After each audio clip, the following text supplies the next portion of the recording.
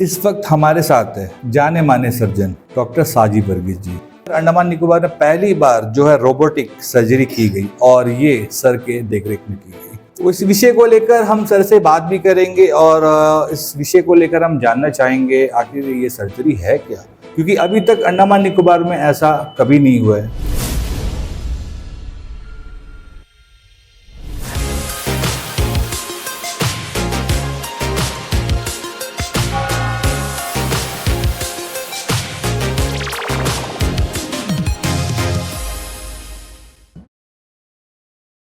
नमस्कार, न्यूज़ आप तक में आप सभी का स्वागत है। मैं हूँ रोहित।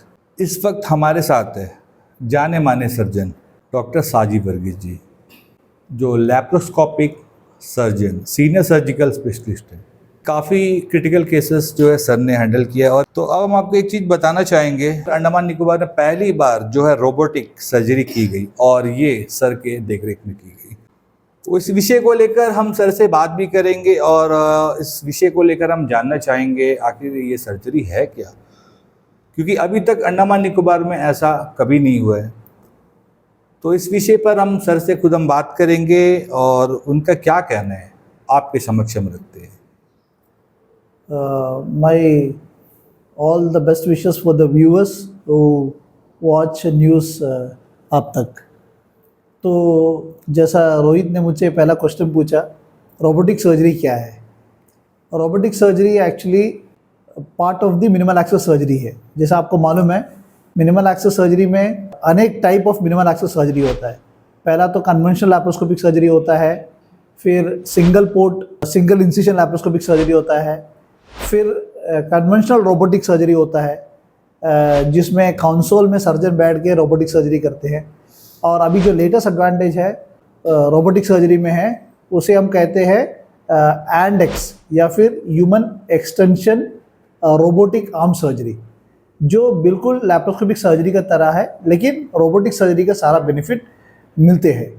और यही ह्यूमन एक्सटेंशन रोबो सिस्टम से रिसेंटली हमने जीवी पंत हॉस्पिटल में 2 सर्जरी की है। एक तो गॉल ब्लैडर सर्जरी की है और एक गैस्ट्रोएसोफेजियल रिफ्लक्स डिजीज के सर्जरी जो हम फंडोप्लिकेशन कहते हैं वो किए।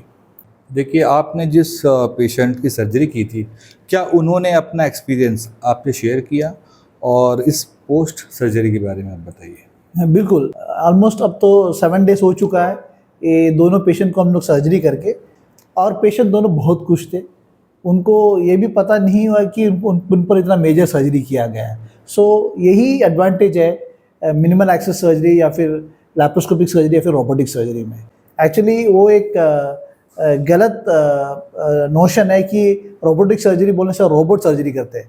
एक्चुअली रोबोट के आर्म को सर्जन मैनिपुलेट करके, आइदर वो कंसोल में बैठना बोलने से जहाँ उसका मॉनिटर होता है, स्क्रीन होता है, पेडल्स होता है। तो अभी जो हम लोग जो लेटेस्ट रोबो का एडवांसमेंट सर्जरी जो किया उसको हम ह्यूमन एक्सटेंशन एंडेक्स बोलते हैं, जहाँ इंस्टेड ऑफ हम लोग कंसोल में बैठने के वजह हम लोग पेशेंट के साथ ही खड़ा होके और रोबोटिक हैंड से सर्जन खुद रोबोटिक का एडवांटेज लेके सर्जरी किया है।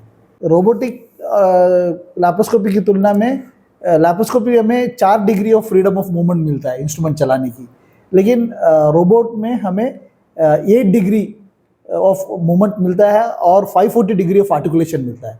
तो इसका एडवांटेज ये होता है कि जो डिफ़िकल्ट एरियाज होता है बॉडी के अंदर, पेट के अंदर में, जहाँ हम लोग को सूचर करना है या फिर टिश्यू को डिसेक्शन कर निकालना है, तो सर्जन के लिए काफ़ी आराम होता है। तो the surgery via robo will always be precise. तो इस अचीवमेंट पे आपके कलीग्स, उसके साथ साथ मेडिकल कम्युनिटी का क्या रिएक्शन रहा है? मेरा कोलीग्स और medical community they are very happy, because robotic surgery हम लोग मेलैंड में खाली देखते हैं या सुनते हैं या करते हैं, लेकिन पहले बार हमारे द्वीप समूह में हुआ है। So they are very happy that हम लोग वेंचर किया इस रोबोटिक सिस्टम सर्जरी करने की। एंड हमारा colleagues they are very happy and enthusiasm to learn about it. In fact जो मैन्युफैक्चरर थे, जो रोबोटिक मैन्युफैक्चरर थे, उन्होंने 3 दिन की वर्कशॉप भी रखी थी, जहां हमारे कोलिक सर्जन्स और गायनेकोलॉजिस्ट को भी रोबोटिक सर्जरी के लिए ट्रेनिंग डेमोन्स्ट्रेशन दिखाया गया था। और जो medical community they are very happy because we made an history by doing first ever robotic surgery in Andaman Nicobar Islands. Robotics arm use करना सर्जरी के लिए कितना सेफ है? वो उतना ही सेफ है जितना हम कन्वेंशनल सर्जरी में होते हैं या फिर लैप्रोस्कोपिक सर्जरी में होते हैं. It all depends the expertise of the surgeon जो रोबोटिक सर्जरी करते हैं.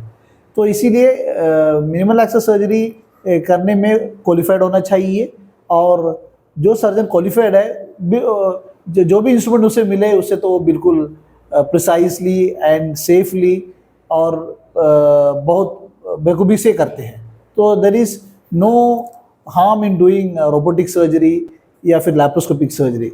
This all technology which we are जो हम यूज़ करते हैं in the health care to give a better outcome for the patients. जितने भी आपके कलीग्स हैं और जो भी JR है, देन आपके जो भी स्टूडेंट्स हैं, तो उन सबको लेकर और उन सब के साथ ये चीज़ जो आपने किया है, तो उसमें उनका कितना महत्व है?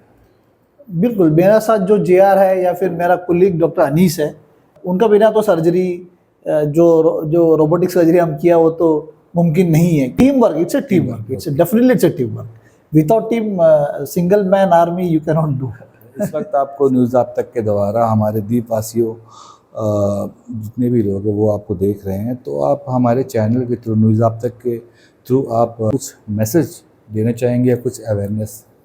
बिल्कुल. हमारे हॉस्पिटल जीबी पंत हॉस्पिटल में हम laparoscopic surgery, minimal access surgery, robotic surgery, जो भी GI ट्रैक गैस्ट्रोइंटेस्टाइनल सिस्टम में हो या फिर पीडियाट्रिक सर्जरी में हो या फिर इवन हमारा गायनाकोलॉजी कोलिग्स उन लोग भी यूज़ करते हैं लैप्रोस्कोपिक सर्जरी.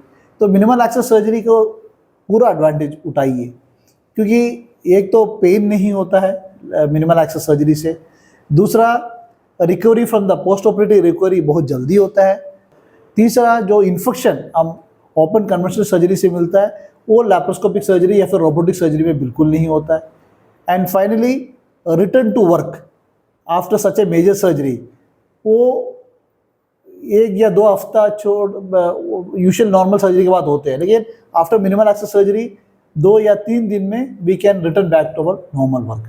तो financial loss, time off work से बहुत कम ही हमें नुकसान पहुंचता है. थैंक यू सर, आपने हमें अपना कीमती समय दिए. काफ़ी आप व्यस्त रहते हैं, तो बस यही कह के मैं अपनी वाणी को विराम देता हूँ. मैं रोहित, कैमरामैन विजय के साथ न्यूज़ आप तक. धन्यवाद.